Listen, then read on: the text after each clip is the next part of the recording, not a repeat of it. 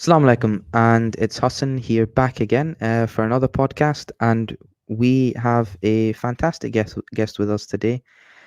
Someone who is harder to get a hold of than the coronavirus vaccine just now, and that is Shaykh Ruzwan Mohammed. And Shaykh Ruzwan is an Islamic theologian who specializes in theology and is the co-founder and educational director of one of the largest Islamic institutes in the West, known as isyllabus. They have taught over 7,000 people over the past decade, and alhamdulillah are doing fantastic work, which we will inshallah discuss later on. But today we've got a really interesting discussion to have, and it is on the death of Islamic scholarship.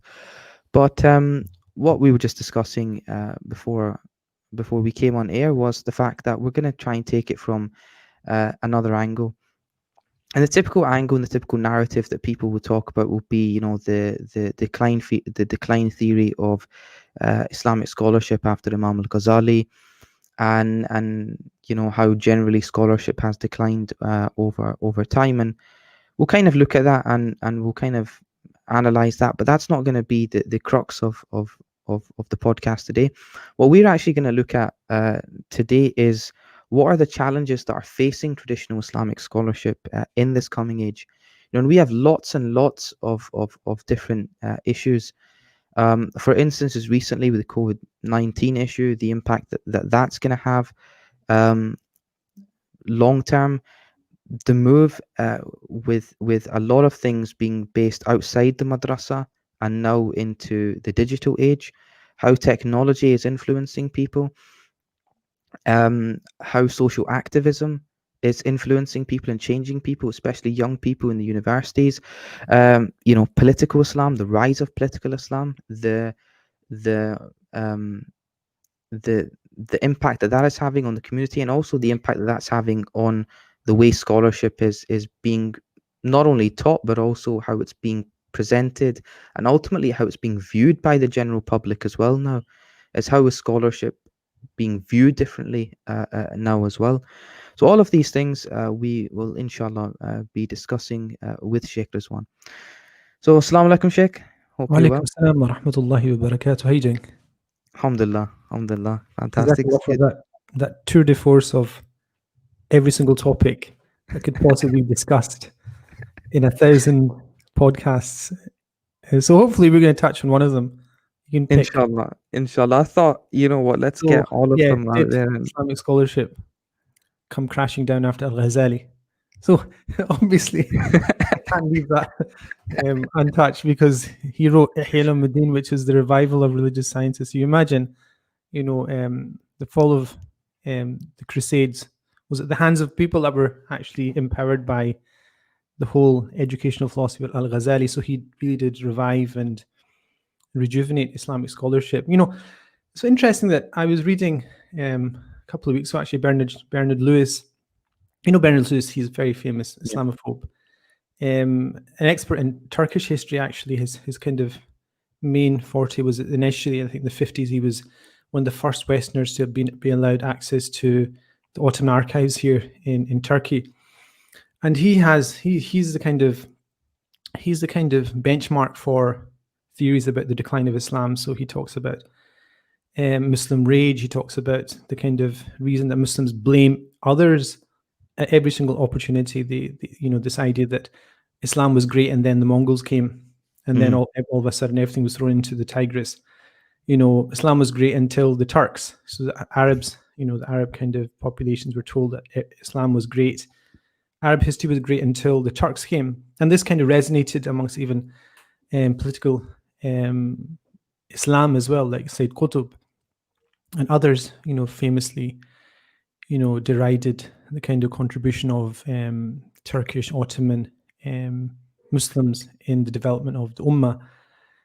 So there's always this kind of pointing away from, internally our own kind of weaknesses to others. If it's not the Umayyads, it's the Abbasids. It's not the Abbasids, it's the Ottomans. If not the Ottomans, then it's the French or the British. If it's not the British or the French, it's the USA. And there's this constant attempt to point towards something else. But it's always interesting that traditional societies, not just traditional Islamic education, but traditional societies always coupled the very clear need to look for examples and reasoning outside yourself, but also they also looked internally to see reasons for demise as well. So I think this topic that we've chosen, which is, the death of traditional Islamic scholarship, and especially the kind of the factors that may be on the horizon, that I think if people, myself and yourself, hopefully are interested in the revival or the preservation of traditional Islamic scholarship, and just traditional society in general. I think just traditional values, myself, even politically or philosophically, are more attuned to kind of social conservatism than anything else. This sense of preservation, I believe, is very much part of the core Islamic teaching. It's also been part of our intellectual heritage as well. If you look at even our idea of history, Islam has always had an idea of history which is cyclic and not progressive. So one of the things that, when we talk about decline and we talk about, where we went wrong, the modern Muslim mind, which is, I think, majority of people that are listening, majority of our young people, majority of people educated in the West, in university environments, will view history as a progression. They will view it as this kind of progression, evolution into what is better. And, this idea was picked up by Muhammad Abdu. He was very clearly influenced by Auguste Comte, who was very famous, you could say French positivist of the 19th, 20th century. And he was fascinated by this idea of progression, and he managed to allow that to, kind of affect some of the greatest Muslim thinkers of the 21st century, a lot of whom kind of headed the Muslim Brotherhood. And that idea has kind of trickled down slowly but surely into the modern Muslim consciousness among scholars as well as, lay people, as well as activists in the modern age. I think that is in clear contradistinction to, I think, what the more traditional understanding of history is, which is cyclic. And in fact, we actually look towards the Salaf, we look towards the past, we look towards the golden age of the Prophet, so not to recreate it, but to take examples from it. And I think what Ibn Khaldun was talking about when he was talking about history is this kind of cyclic movement where where cultures and societies, they grow, they come to the zenith, and then they fall inevitably, and then it repeats itself. So I think when we talk about, the death of Islamic traditional scholarship, we have to admit that that is a natural phenomena that's going to be accepted and in fact should be looked forward to. I mean, I always think that, when we think of losing, I'm thinking of myself right now, think of all these people who I admire more than myself, love more than myself, who are my teachers, who passed away over the last, say, 15 years. I lament the passing away of them, but then again, their method of teaching is one that is perhaps for another age, for another time, for another people that were perhaps more befitting of receiving that type of education than ourselves.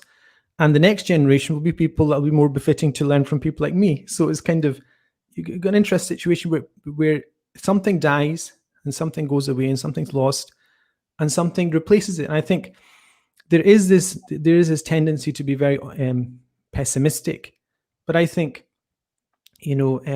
our scholarship and our tradition and the Quran and Sunnah of the Prophet ﷺ indicate this intense optimism that I think we should keep just before we start on our own digression into the topic, that we should always keep.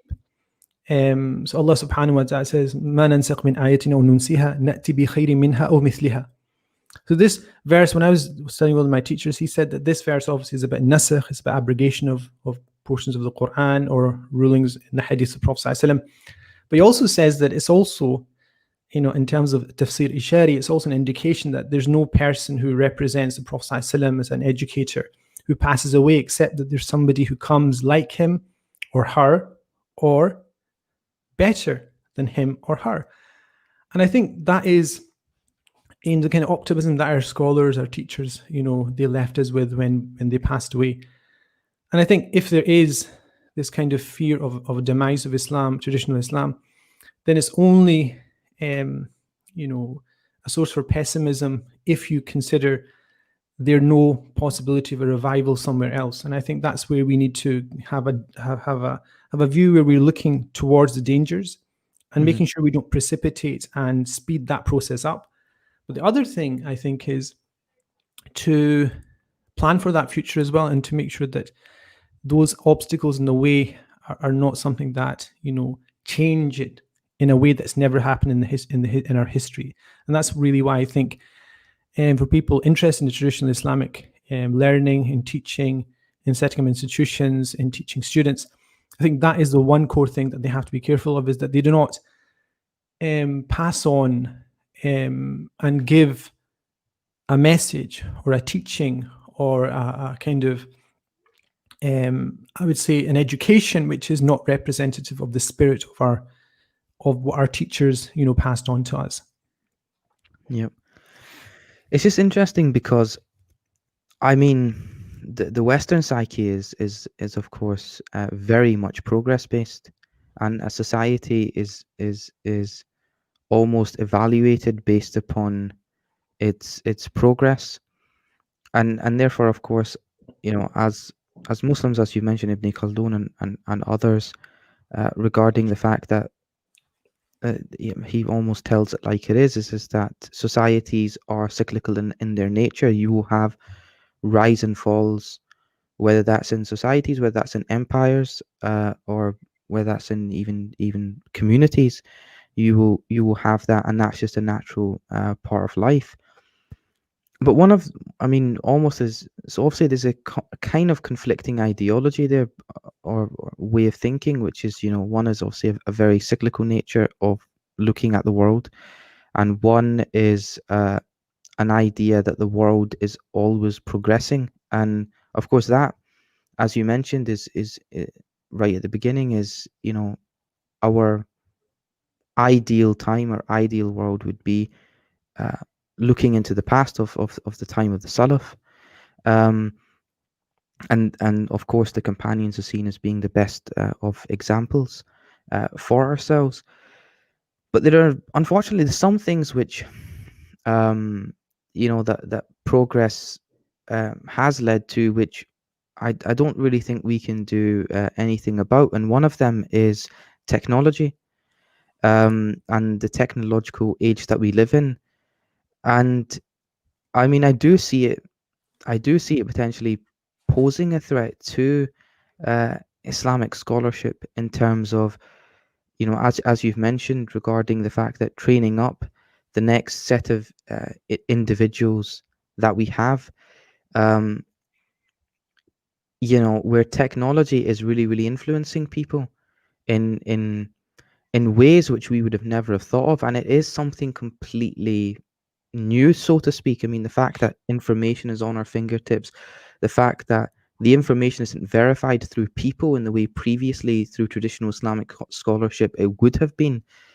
Um, yeah, so just, I was wondering if you can just comment on technology being an issue for Islamic scholarship, and are the potential pitfalls of it, but also how are we going to navigate our way around? Because maybe, yeah, you can add into this, but I don't really think it's something that's going to go away, and I think it's just going to something that's going to keep on increasing. So to say that we can almost, um, shut ourselves out from the outside world, and just keep to the madrasas or whatever, and keep the traditional way of doing things, one could argue that that's practically not going to last very long at all. So, you know, yeah, what do you think about this?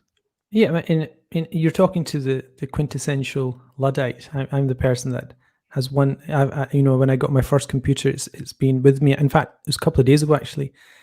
I revived it. It's been 12 years since I bought it, and it's so old.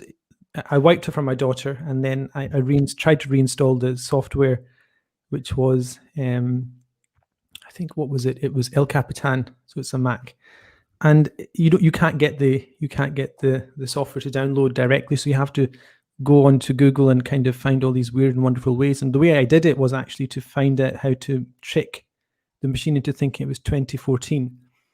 And so I unplugged the Wi-Fi after it downloaded part of the software, well, the operating system, and then typed up all this stuff and then got it to reboot.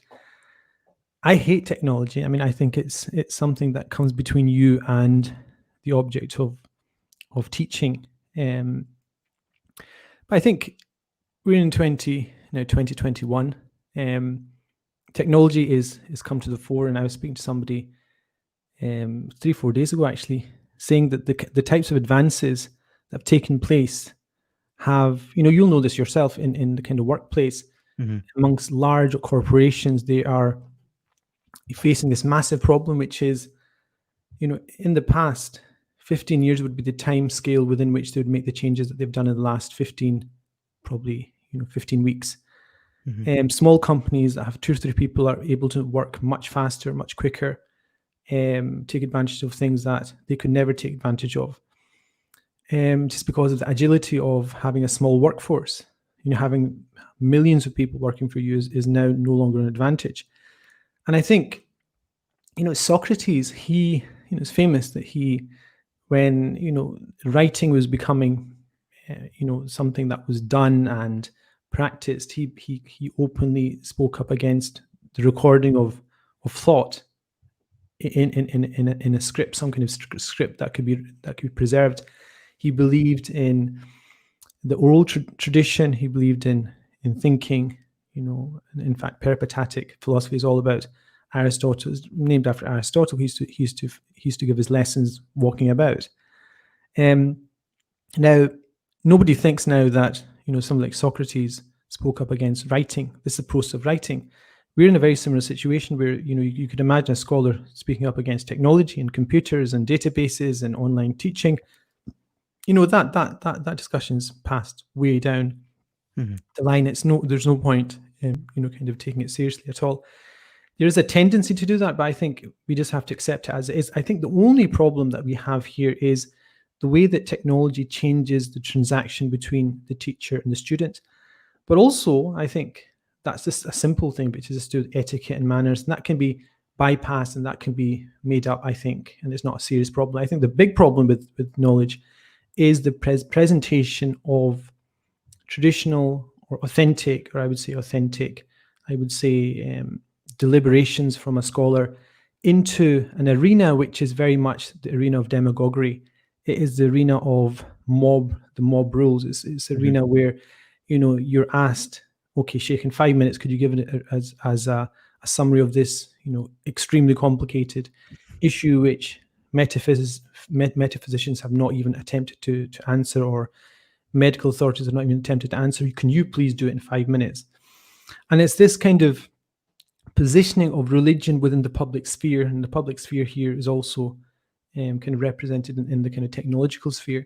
It's the attempt to compartmentalize religious knowledge into the bites, the bite-sized sort of society within which we are, obviously existing in at this moment in time.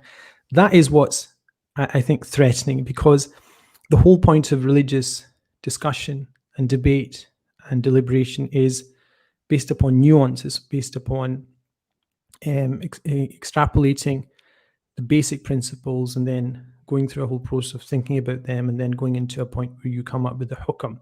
So usul al-fiqh is a perfect kind of example of that.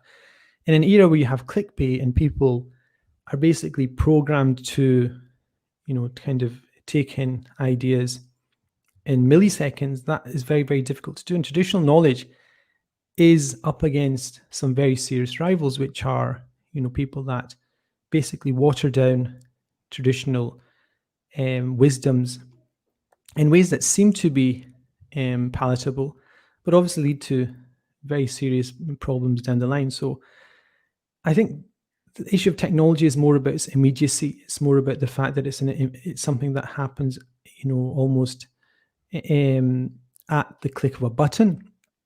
And traditional scholarship based upon nuance it's very difficult, I think, to see that it can survive in that kind of context.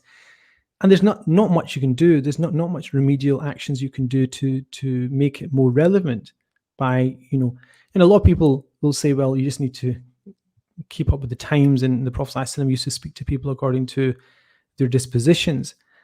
I think this is a completely different situation, where we're not talking about the fact that the Prophet ﷺ used to speak to children in a specific way, people that were from the countryside in a specific way, people that were traders in a specific way, people that were from Himyar tribe in a specific way. We're not talking about communicating to different stratas of society. What we're talking about is communicating to people whose value systems have been kind of intensely affected by technology, to the point that they are not even cognizant of basic values. And I think this is something that I don't think anybody has the answer to. And I think just traditional societies have to come to some sort of protective working model where they can survive its onslaught. And I think we just need to, come together, and kind of Islamic traditional scholarship obviously needs to be protected, but I think just generally society in general is kind of affected by that question. Yeah, I think it's interesting just tying in the first point to this point is that we have almost stationary points in our history as Muslims, which we can almost fall back on.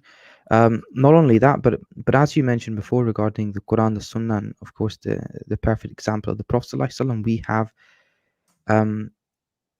a blueprint, so to speak, to follow, and therefore we have in ourselves a value structure and a value matrix to our to our lives and how we should be living our lives. But obviously that's changed,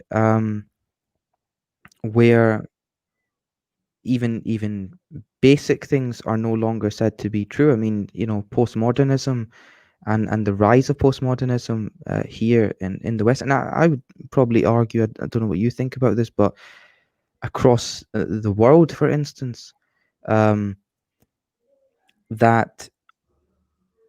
things which we used to take for almost granted, such as gender or whatever, can be changed. These things can be, just evaluated as social constructs. Nothing, basically everything is up for discussion.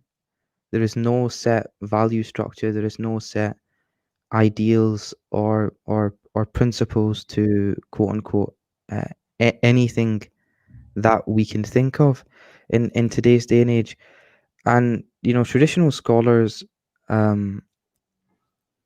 obviously we kind of fall back on this idea of the fact that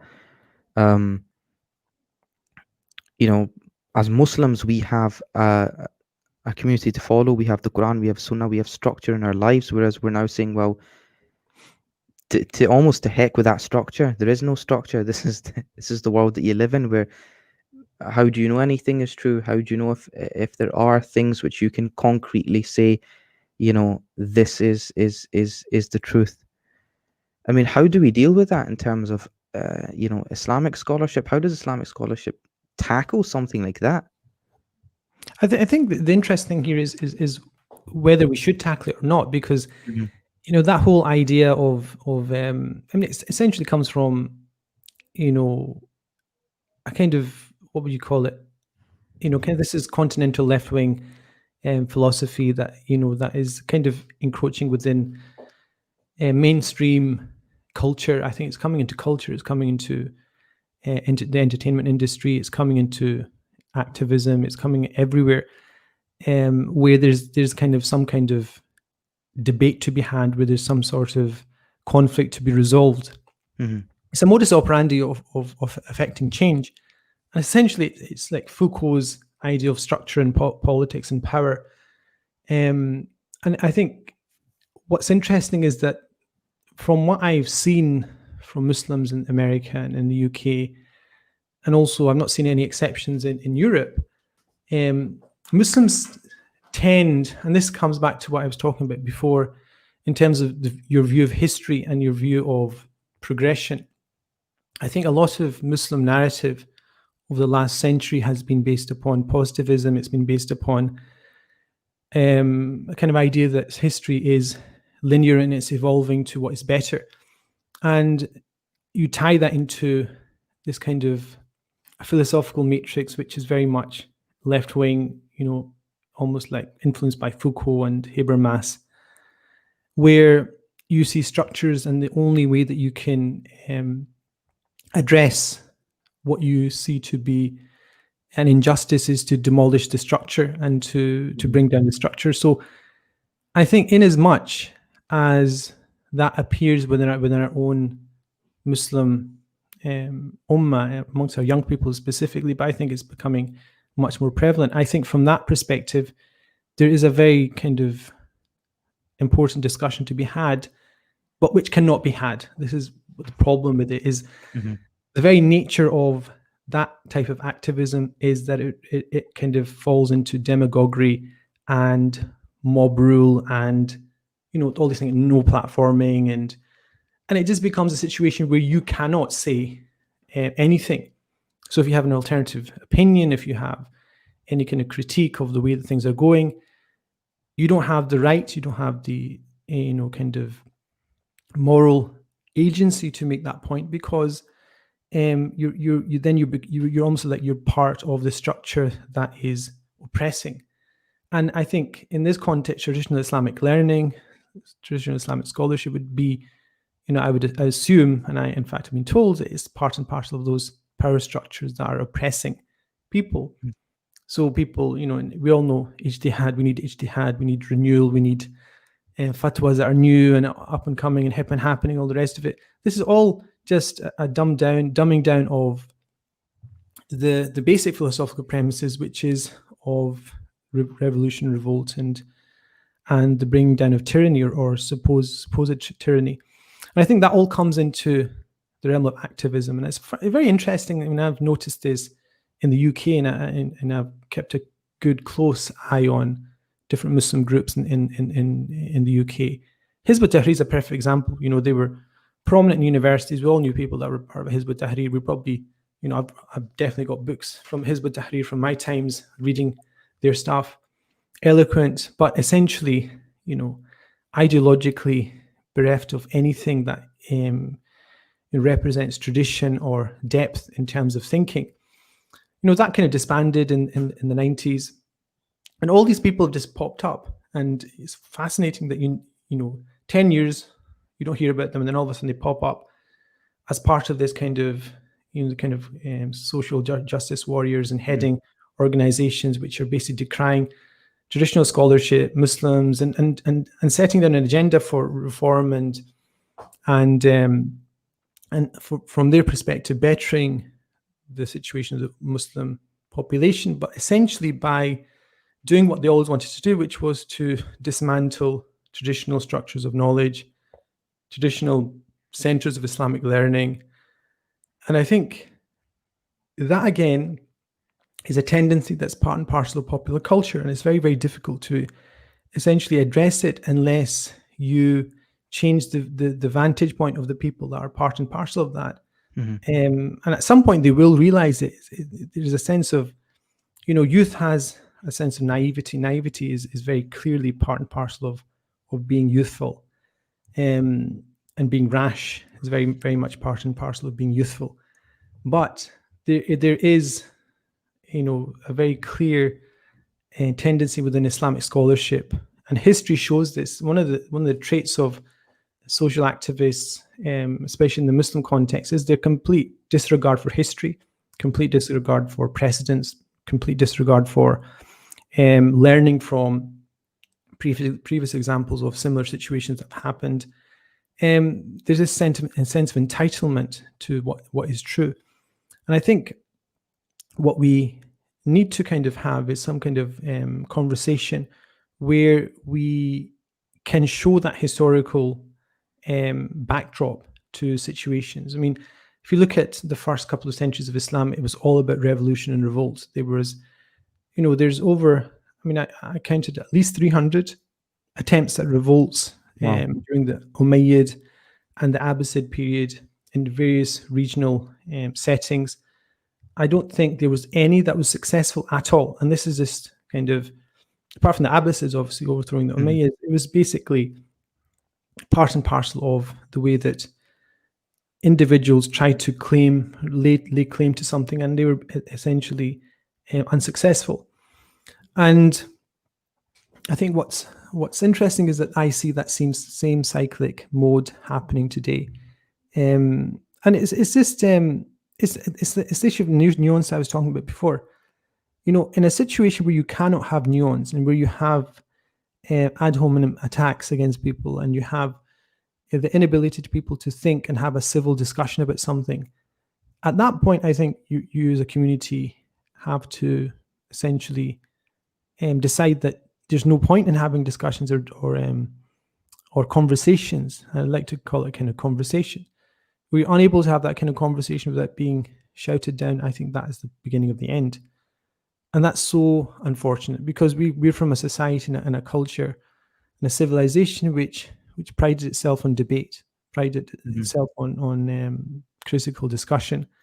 We have Imam Zamakshari, who who used to walk around, even though he's blind and crippled, around the Kaaba, calling out for people to debate him. He was a Mu'tazilite, obviously, but this, we're a society where people would, Baqalani and Imam Ghazali and all these, Imam Jawaini, all these people welcomed and had their debates recorded, and Ibn Taymiyyah against, Ibn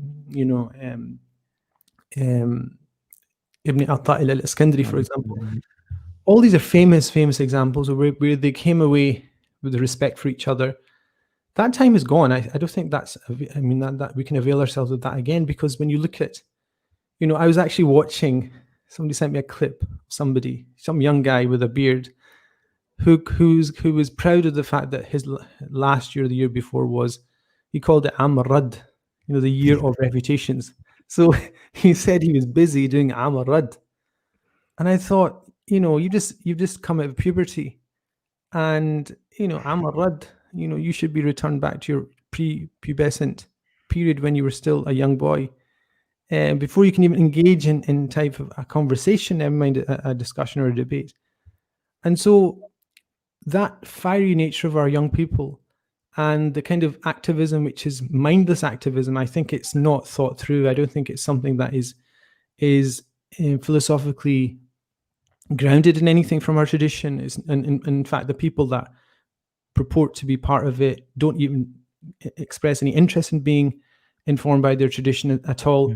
That is what is quite, I think, disheartening. I think the people that claim that they're Muslims are basically have more knowledge about Foucault and Habermas. Even, in fact, they might not, but their modus operandi is essentially stolen from that type of worldview. And I think, what kind of society what kind of Muslim society and community are we going to have, in a generation where, you started just the kind of question with, gender and things that are stable and givens. I don't believe, those types of people, as heads of our communities in the future, are going to have any sense of what it is to be Muslim, what it is to remain steadfast on, principles that you cannot debate and have to be accepted. I don't think that'll be the case. And so our leadership, I think scholars need to be much more vocal in kind of, I would say, positioning themselves and also directing the community towards what is good. I think there's a time now to be much more vocal about these things, and not just do what I think what's been happening over the last 15, 20 years, which is that just letting our spokespersons, kind of political activists, or the kind of leaders, or the kind of the spokespeople that are not scholars, to take the lead in this. But that requires, obviously, that scholars are much more adept on the issues that are of importance in this age as well. Yeah. Just, to pick up on that point, one of the things that technology has really pushed is the fact that it's given every single person a voice. Literally, it is. We had Sheikh Shams on, and he mentioned it's literally like an echo chamber. Their voices everywhere. And as you were saying, this, this, mashallah, this debater person who has just spent 1 year of of debating people, which yeah, better left not saying anything.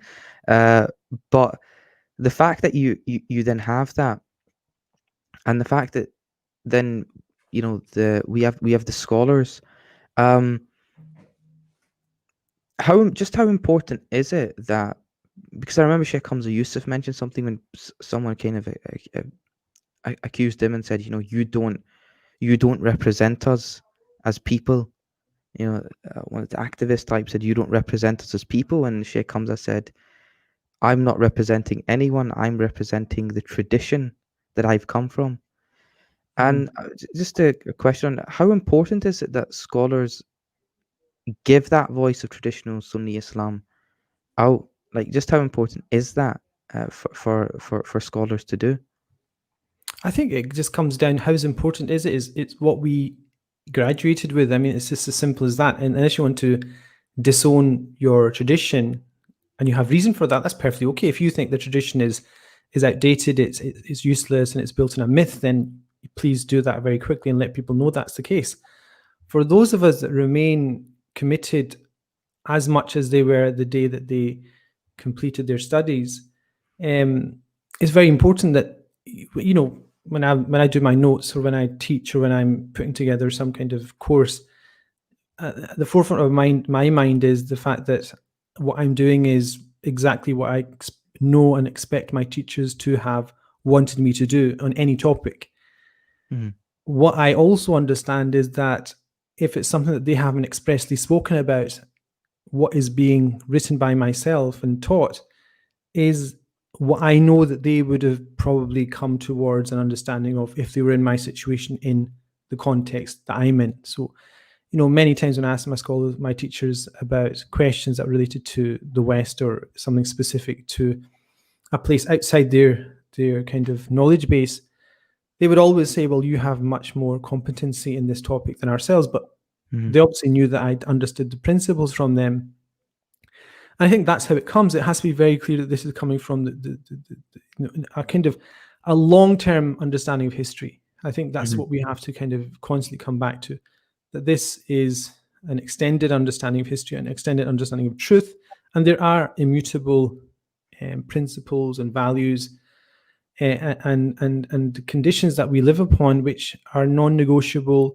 They have to be expressed very, very well, but they have to be expressed with a degree of tact as well. I think in the context of the Western Muslim living in the way that they're living, they have to always have tact in the way that they express certain views, but they essentially cannot, water down something that is clear. The moment you try to water down something that is clear and it's established and non-negotiable, the next generation will come and say, well, he said that, therefore I can slightly water it down even more.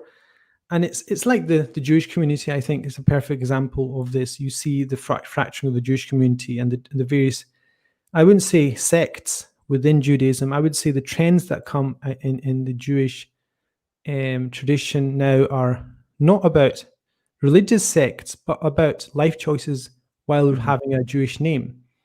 And so it's perfectly plausible that you have a Jewish individual who does not believe in God and actually clearly states they don't believe in God, but they're considered to be Jewish.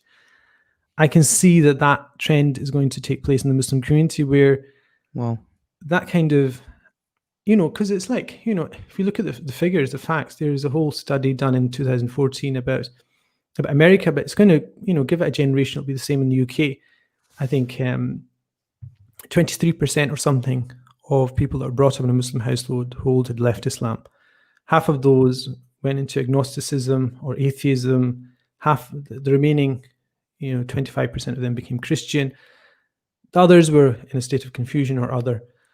That is exactly the same as people that were brought up in a Christian household. The people that leave Christianity in America, the same number of people that leave Islam in America, and it's generally the same in Europe as well. mhm. And so what happens to those people is that they either disown it, but they do keep that cultural identity, the clothing, the food, the culture, the idea of they're from a place back home. And I think that starts the moment that you become a political ideology, very similar to what Zionism became Mhm. for the Jewish people. And so what's more important than anything else is to create the Jewish state. And I think, when we talk about creating a state, we have this idea of creating a Muslim state. And the moment that you create a Muslim state, you essentially are leaving aside your Islam. What you're doing is you're creating a Muslim identity, which is not related to religion at all. Mm-hmm. I think that's what's fascinating about this whole discussion, is the people that are most vocal against Islamophobia are most vocal against, kind of injustice that they see in the world, are vocal about them because they see them as social justice issues and not issues related to religion.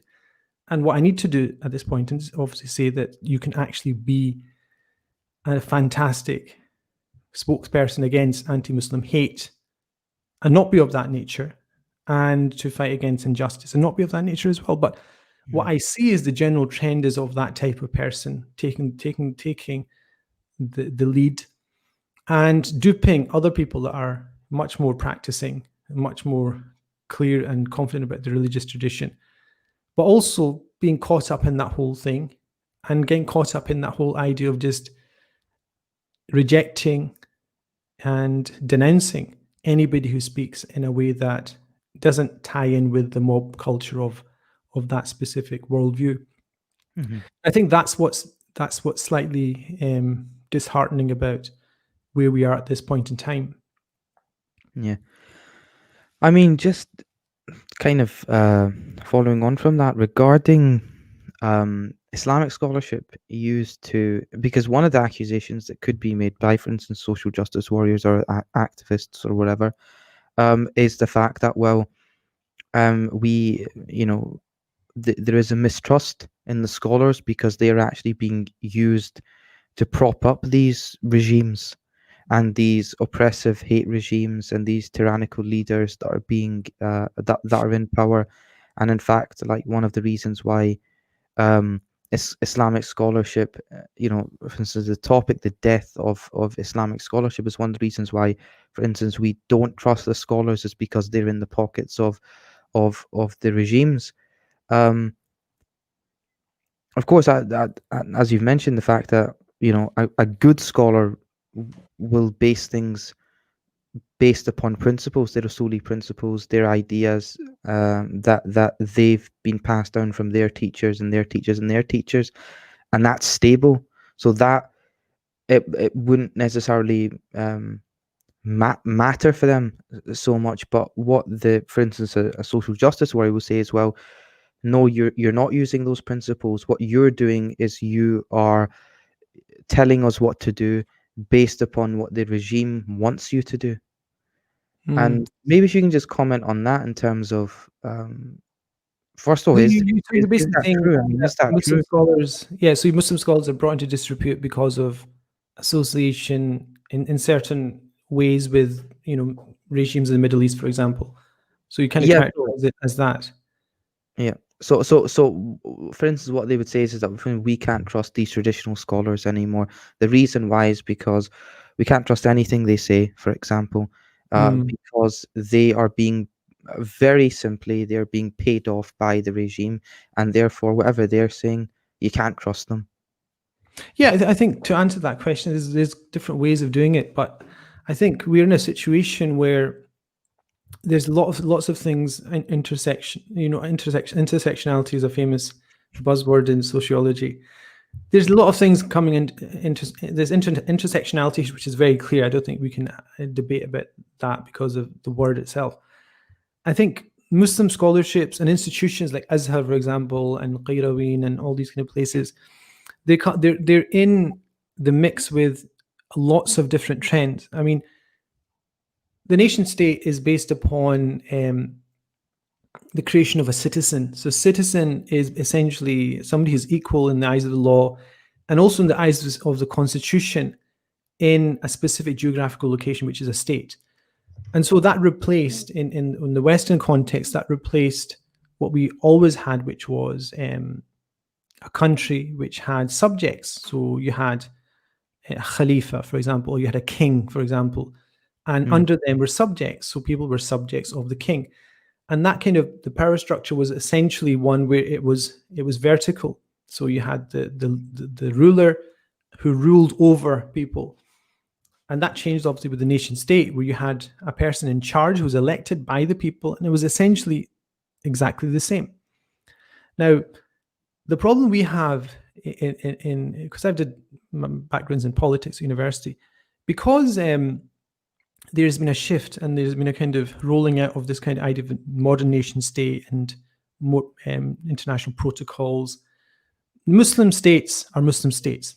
They're based upon a liberal democratic model of democratic suffrage. And so everybody should be equal, but they're not. We know that for a fact. And we know that because of the way that Muslim countries deal with their citizens, but quote unquote, they're essentially treated as subjects. Now, a lot of these states, most of these states, in fact, even though they've signed up to the nation state structure, and all that is because that's the way the international community works, at heart, and also in terms of communities, in terms of the culture as well, and I think it's not a positive thing, but this is how it is, the mentality is still one where they treat the people, that's the general population, they treat them as subjects, not as citizens. Okay. In other words, they're ruled over with an iron fist.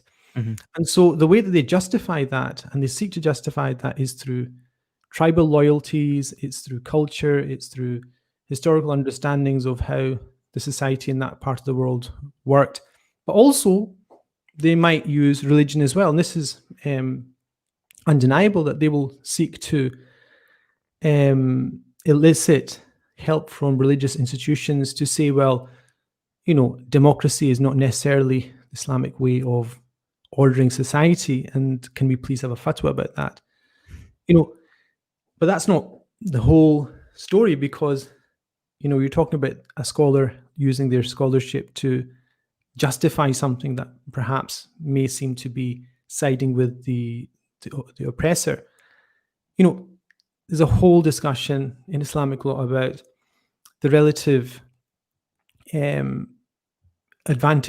advantageous nature of justice versus peace or safety. It is if you had a situation where you had to choose between justice and safety, which would you choose? In other words, if you created a situation where you created justice, but it led to a lack of stability and a lack of safety, would you give the fatwa? Would you give the ruling? And I think what's happened is, with the kind of activism that we have generally in the Muslim world and also in the West, justice is far more important than stability, than security, than safety. And that discussion, I think my understanding of this, I think is my understanding, but I think that justice is a secondary principle, which is simply understood by the fact that it's posited upon the existence of safety and stability. A society that doesn't have stability and safety cannot in any way seek to create a just society at all. And so Muslim scholars are kind of between a rock and a hard place. It's very, very difficult for them, because it's like when I was studying usul al-fiqh, one of the books I studied with my teachers, Al-Din Bahlawi, was Jamal Jawami', kind of advanced book on usul.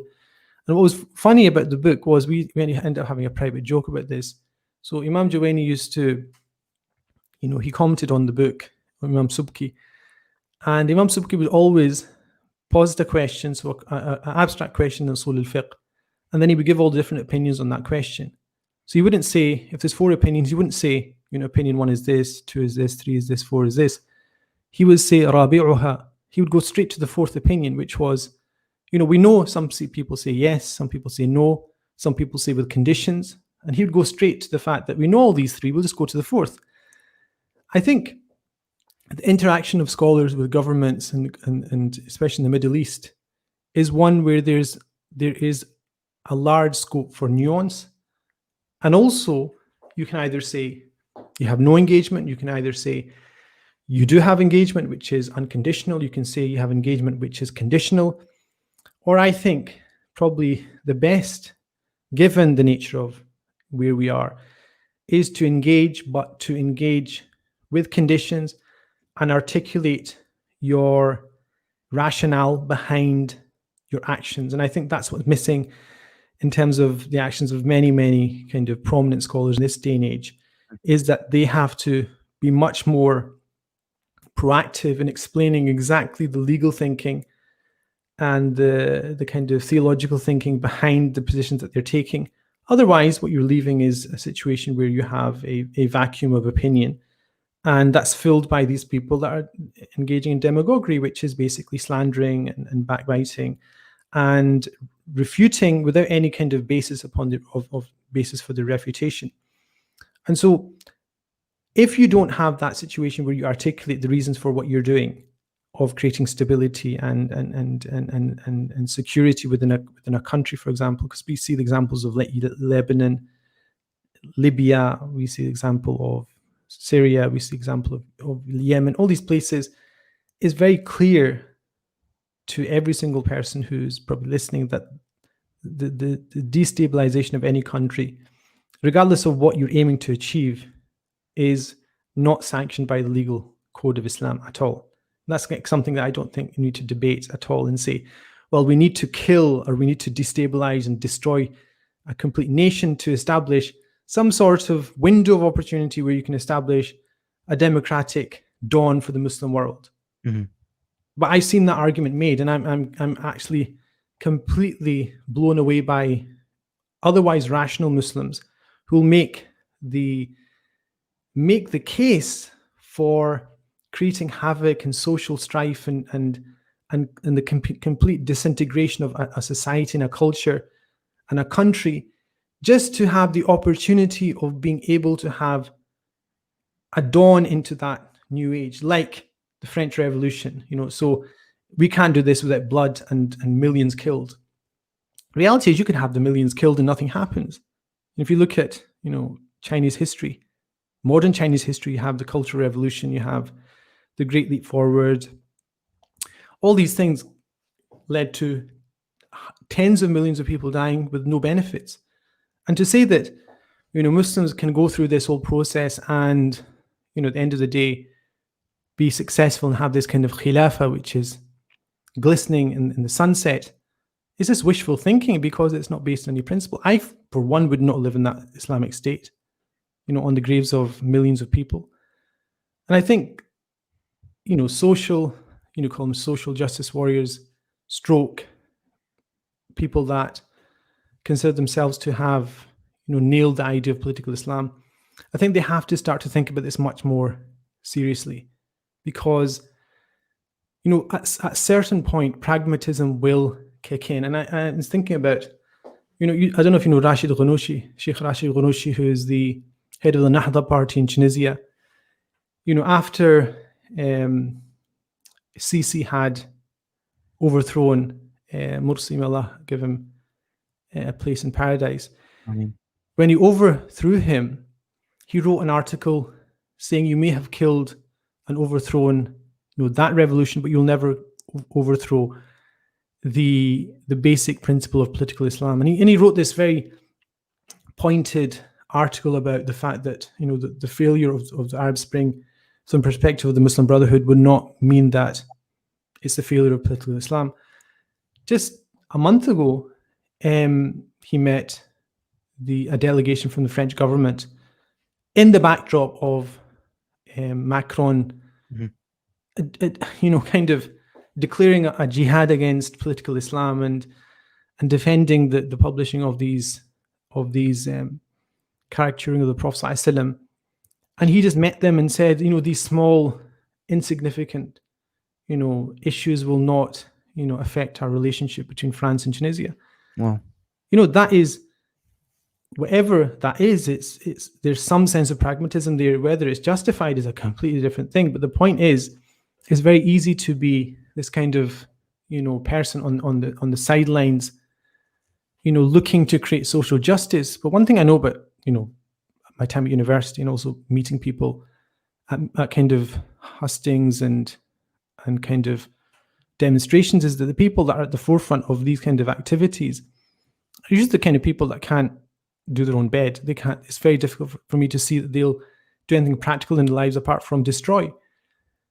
And so I think traditional Islam should be much more vocal in presenting what it stands for, and not be swayed, I think, by these kind of trends, these social trends, these political trends that seem to be so enticing to just jump onto their bandwagon. It's very popular to be somebody who's, speaking at a rally Yeah. against some kind of injustice. But essentially, you represent your tradition. That's why, when you speak, you have to, unless you disown your tradition, you have to speak up in the name of your tradition. Mm-hmm. I mean, speaking in the name of your tradition, you previously mentioned the fact that traditional scholars have to be adept to, first of all, what's going on around them, and then of course have the knowledge to be able to answer those in a nuanced way, in a correct manner, which represents the tradition in the best way possible, without resorting to insults, without resorting to foul language, and actually posit a genuine scholarly case. Um, one of the one of the questions, and I wanted to actually ask you this, as being someone who's developed a full Islamic curriculum from the ground up. I mean, you developed the whole course, full 5 year curriculum from scratch, so to speak. There was nothing like it around at the time. Um, and of course, within that, I'm sure you will have surveyed all the different, for instance, the Darsi Nidami curriculum, the Syrian curriculum, the Azhar curriculum, etc. I mean, a question on just the curriculum and the training that the scholars and or students of knowledge are receiving. Do you think they are given the tools to be able to do what you've mentioned in terms of giving a reasoned response and representing the tradition? I think we're in an impasse in terms of, because we talked about the place of traditional learning and traditional scholarship. I think there's a whole discussion internally amongst practitioners of Islamic teachings that represent the traditional Ahl Sunnah wal Jama'ah, excluding the people from Najd, obviously.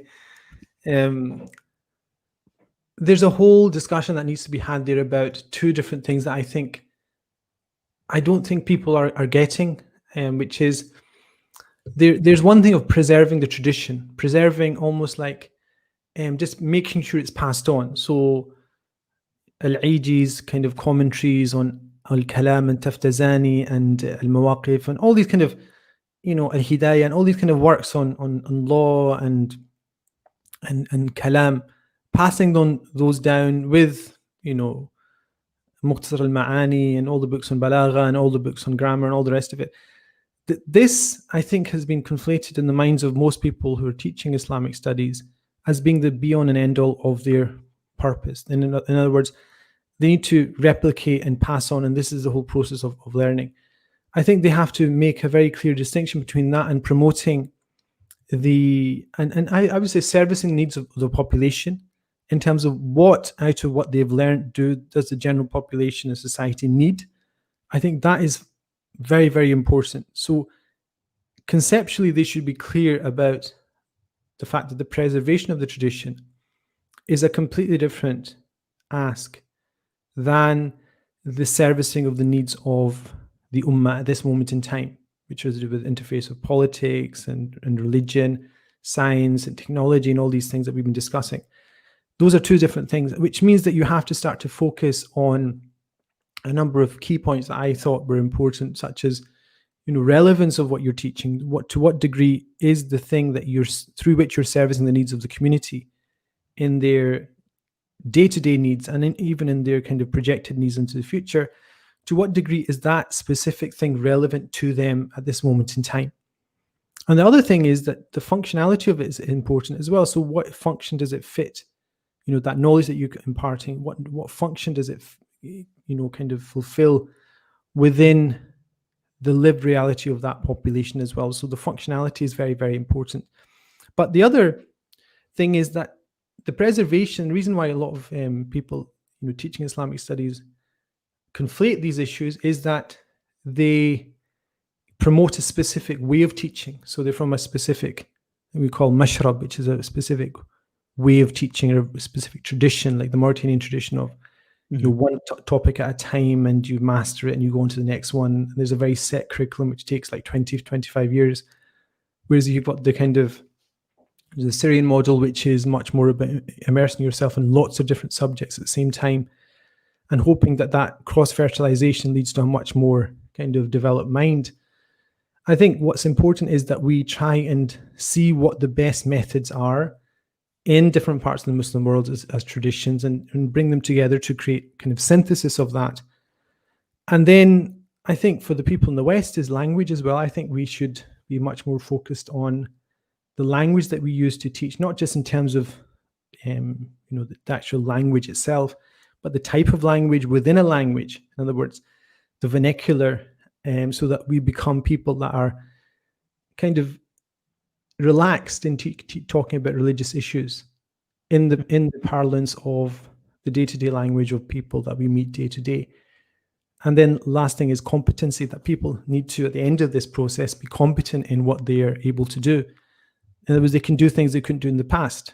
So if you have a friend at work and they discuss the question of evil with you, the competency would be demonstrated by the fact that you can discuss and articulate that concept clearly, to the point at the end of it, the person who's listening to you understands exactly what the question of evil is and why it's not an argument against God at all. In fact, it's an argument that God does exist. So I think the issue of preservation, I think we need to lay that to rest. Preservation. Nobody's arguing against the idea of preservation, of honoring our teachers, of honoring the great books that we have. But I think the dire situation we're in requires that we look beyond that to the function of Islamic education. I think is far more important, given the types of discussions we've had, the kind of issues that we're facing, the nuanced discussions that we'll have to have in the future, with power. It's not as if we're sitting outside in a vacuum or standing outside the conversation. We have to be part of the conversation as well.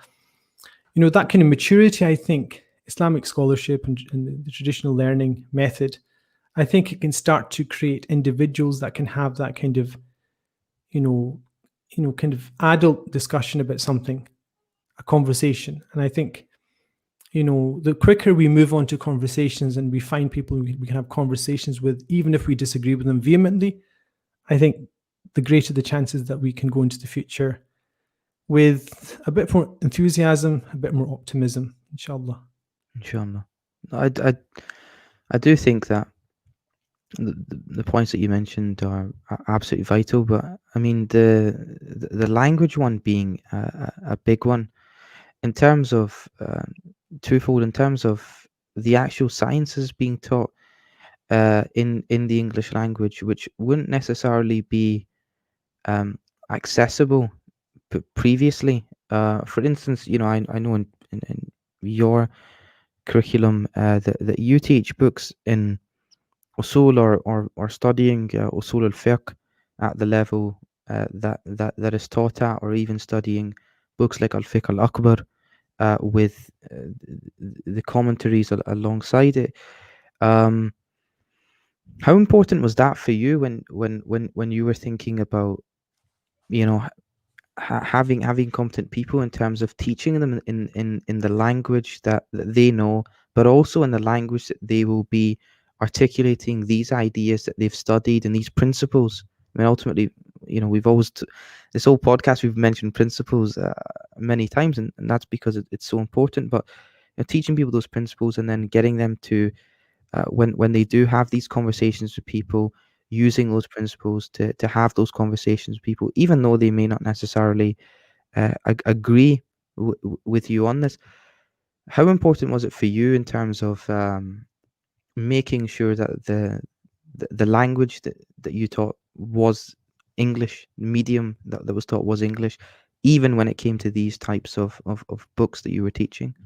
I think the reason why I thought that was important is because through my travels, I spent initial period of my kind of studies in Turkey, where the Islamic studies curriculum was taught in the vernacular of, first of all, the Ottoman Osmanlıca, which is the Ottoman kind of Arabic script language of the Turks, and then it was taught in Turkish, modern Turkish, and so that was something that's also done in Indonesia and Malaysia as well. It's done in the subcontinent as well, and I think that the benefits of that are multifold. The most important of that is it allows a student to conceptualize and internalize ideas and concepts and principles within the sociocultural context of their own life, which is also going to be the context of the person that they're speaking to when they teach or they converse with or their colleague at work. And so internalizing principles is extremely important. And I think the only kind of downside that could be mentioned here is the fact that you could say, well, you're watering down the tradition, you're actually simplifying it. But what I would say is, no, you can do the whole thing. You can take the most complicated, terse book on theology or law, and you can teach it as competently in, say, English or Malay or Turkish as you can in the Arabic, because teaching it in the Arabic is no, kind of walk in the park. You probably know that if you study a book like Jamal Jawami, I studied that with my teacher over 2.5 years. When we started, it had 17 students. It was a private class. I think after 3 weeks there was 5, and then by the second month there was 2 of us, and the person with me who I used to revise with dropped out because it was too difficult. That book gave me a fever every day I studied it. For the first 3 months, it was just so difficult to study with its commentary and the kind of level that teacher was teaching it at. The language is not of any importance, it's the concepts. So if that book's translated into English, teaching it will be, I just would imagine it's going to be exactly the same as teaching it in Arabic, because you have to explain the concepts and the structures in exactly the same way. And the same with Aqidah, because I've taught books in Arabic to Arabs in the topic of creed, and I've taught them to English people in English with, I would say, the same amount of precision and accuracy, and also I would say with the same degree of, I think, demonstrable understanding from the people that have been taught. Essentially, that's the whole the proof's in the pudding. If your students are able to articulate the concepts and utilize them and make use of them, that shows competency, and the language that's used is core to that. I think the whole move towards teaching in Arabic or teaching Arabic and then teaching Islamic studies, I think is a cardinal mistake. And for Muslims in the West, I don't think we have the luxury of time, but also it does not make, from a neurological standpoint, it doesn't make any sense. People that have not internalized the language cannot conceptualize difficult ideas within that language framework. You're just doubling the amount of work that they're doing, if not quadrupling it. And so language was, the language framework was essentially, non-negotiable for me, because initially we did toy around with an Arabic component, but it just, my experience of, studying and also reading about, learning things in a language other than your own just shows that it's very counterproductive. It's not useful.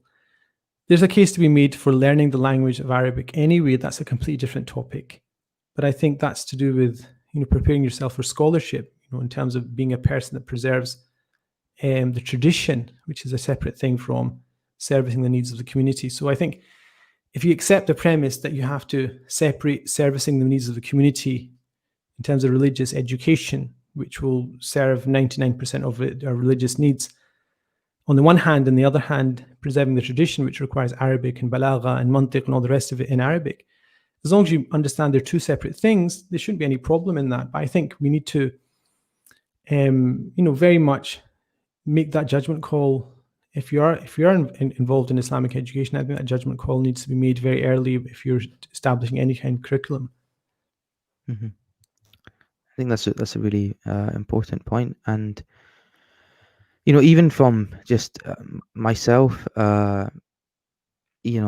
learning in the English language, it was a massive benefit in terms of even going through the material that we went through in the isyllabus course, the breadth and depth that was available in the course was something that, to be honest, you never really would have thought would have been accessible to you in the English language. But also, I mean, something that I did feel, was when I would just be having conversations with my friend who would be giving me a lift back home from class, and we would be having these discussions with each other, and it was just amazing to see how, over the course of the years that we'd been studying, how these concepts were being built and layered and layered and layered over each other. And I've, and now looking back, I felt that, and why I mentioned that out with the other points that you mentioned was just how important it was that, we focused on the concepts in the English language, which meant that we ultimately had a really, really good framework for further studying, which was so important because, if I studied these works in even the Arabic language, and my Arabic wasn't completely, because for myself and probably many others, is that, you know, even when we are reading Arabic or whatever, we're having to think before we kind of, before it comes to us, and we're always having to think, what does this say? And then we analyze it. So the concepts almost come second to us, because we're trying to just understand what the scholar is trying to say in the book. Whereas I felt what was so brilliant when we were doing the course, myself and him, when we were both learning, was the fact that we were picking up the concepts a lot easier because we weren't having to worry about the text itself so much, that, oh, are you making sure that you've grammatically read this properly? And are you making sure that, that you've completely understood this idea? And I mean, the Arabic language is so nuanced that, it's very, very easy to make a I subject mean, I wouldn't say it's new. I mean, the text, the Quranic text is extremely nuanced. The Hadith of Prophet ﷺ is nuanced if it's related by باللفظ, by the exact means of words of the Prophet ﷺ. Textbooks are dense, and there's no linguistic.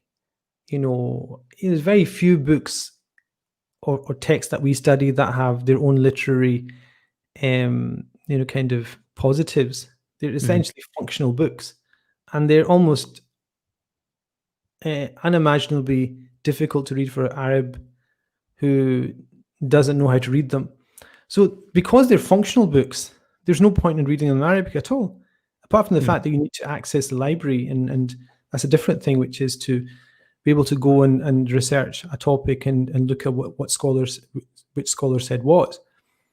The nuance in the Quran and tafsir literature of the pre-Islamic Arabs, that's nuance where you need to really excel in the Arabic language, which is a completely different thing from what we hopefully want to achieve. I think that's why also, I didn't make that point, that's also why language, the medium of teaching, is so important, that we get that correct. That if you want to study tafsir or you want to understand the Quran deeply, you have to go deep into the Arabic language. Yeah, and that's just a given. But the sciences, the concepts, the principles, all of that, the rulings, ahkam, all of that kind of discussion is much better left to language that you're much more adept with, unless you're making those serious steps towards scholarship, which is, steps towards being a person that preserves a tradition rather than just promulgates it and teaches it. I think that's when the conversation becomes more interesting. But I think the scholarly community tends not to accept the nuance and just accepts on duplicating what's been done in the past, when I don't think we have the luxury, to be honest. I don't think we have the luxury to do that anymore. I think we need to focus much more on the needs of our community. And apostasy is one, but I think it's just general guidance and general service to our communities that we need to do. And at the end, at the core of this whole discussion is the fact that scholars are servants of their communities. When I graduated from Mahad al-Fath, the kind of oath that we took was of giving priority to the to the generality of the Muslims over yourself. So if you like to study really difficult texts in Arabic grammar, but the community needs something else, I'm sorry, it's what the community needs that needs to be given priority.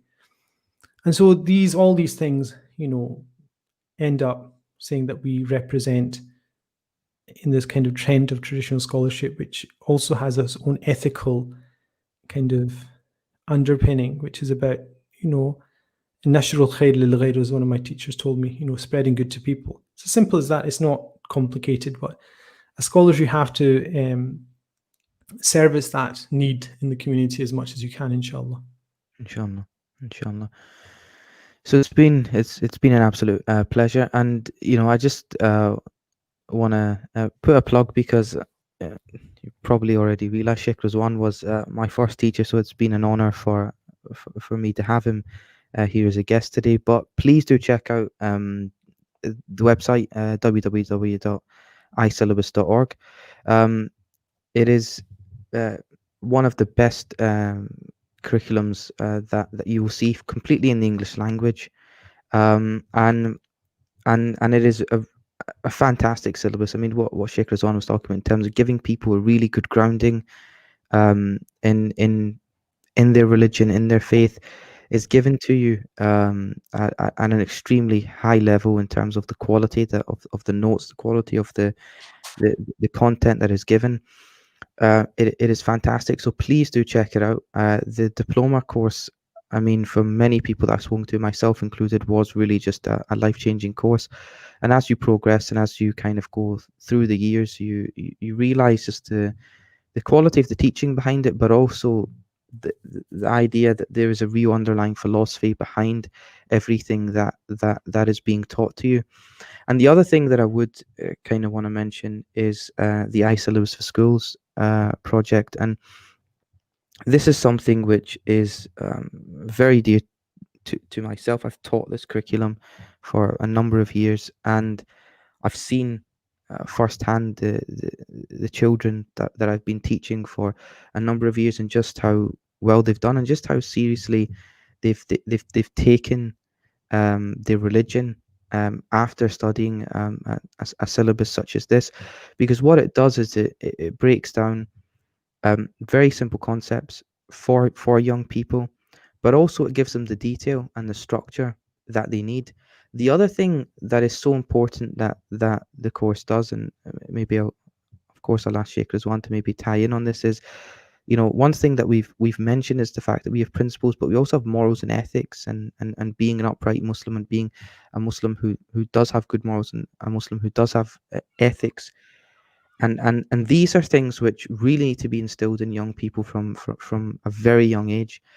And in the books, what you will see is you'll always see the fact that there are lessons based upon ethics, based upon morals, based upon having good code of conduct, when it comes to families and friends, whether it comes to looking after the environment, whether it comes to recycling, things that you typically, when you send your kid to the madrasa, you probably think they would never be looking at these topics, but these are such important topics in our day and age, to make a well-rounded Muslim who can have these conversations in the future, inshallah, with their colleagues, who can have these conversations with their colleagues at university, who may be going down a social justice warrior path, and that's absolutely fine, but they can have these conversations, they can see the pitfalls of this, but also they can ultimately represent their faith in a good way, but also be confident in their own faith. And as you can imagine, I'm a big fan of it because I've seen it in action. I've seen young people who I've been teaching for a number of years, and they've been through the workbook, and it might just be 1 or 2 hours a week that I've been teaching them, and the impact that it doesn't not just has on them, but on their families, where the parents will be telling me at the parents meetings, the fact that, oh yeah, she sits in the car and she starts telling us about what we're doing in class and what we should be doing, and then they make up a chart during Ramadan. And I mean, during lockdown, they had their own little mini masjid set up and things like that they were trying to do, and encouraging their parents to pray in Jamaat and saying, "Oh, did you know we learn this in class that praying in Jamaat is 27 times better than praying alone?" And they were saying, "You know what? This was amazing."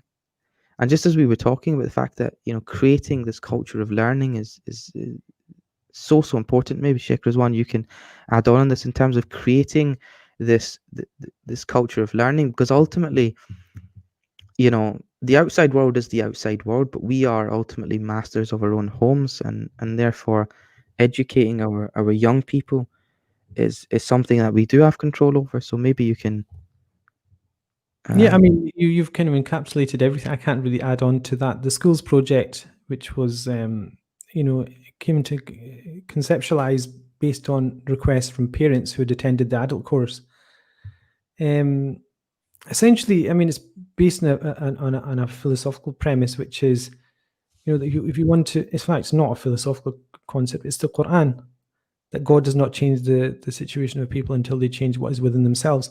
That verse of the Quran is the most neglected verse of our age, because, you know, if anything, Muslims seem to be believing the opposite, that God will not change the situation of people until they overthrow the structures that oppress them. mhm, Yeah, there's a place for justice. There's a place for speaking. The Prophet ﷺ said the greatest jihad is the word of truth in front of the unjust ruler. Absolutely, that is not the subject of debate. But this idea of taking control of your own destiny, which we believe in theological discussions is absolutely a must. Kasb, acquisition, starts with children. It starts with the fact that you have the ability to change behavior, to change their ethical landscape within which they're operating. And at that young age, to be able to do that, it means a definite societal change and a generational change, because we don't see the change except for the fact that I know in Glasgow, a lot of almost every single great project that we've had in Glasgow was based upon some work from a couple of people, 3 or 4 people, that just did small bits of work that created a small community of young people that took their faith seriously, and then they ended up getting educated and setting up institutions. The dream has always been that the schools projects will lead to the same thing, which is, even if it's only a handful of people, those handful of young people who take their faith seriously will sustain the next generation of their communities. And I think that is change. That is transformation. That is revolutionary. And if you want to, put your efforts into something, and you believe in change and change for the better, there's nothing like education. I always used to, when I was younger, think, why are people always into education and saying education is so important, and why do governments invest so much in education? The older you get, the more you realize why that's important. The older you get, the more you realize that just having competency in things for any society is the most important thing for it to survive, and the most important thing for traditional knowledge to survive and thrive is making sure that's there for this young generation of people that need it the most, inshallah. inshallah. Well, thank you again, Sheikh, for coming on. And inshallah, if you've enjoyed this podcast, please subscribe to our YouTube channel. Please follow us on Spotify as well. I'll also leave links in the description for iSyllabus. So please do check them out. Sign up to the newsletter, because they do. It's not just, I mean, alhamdulillah, they've ran 1 year courses and all the way up to 5 year courses for a number of years, but they also do a number of short courses as well. And I'll leave also a link in the description for the iSyllabus for Schools curriculum. Um, like I said, it's fantastic, and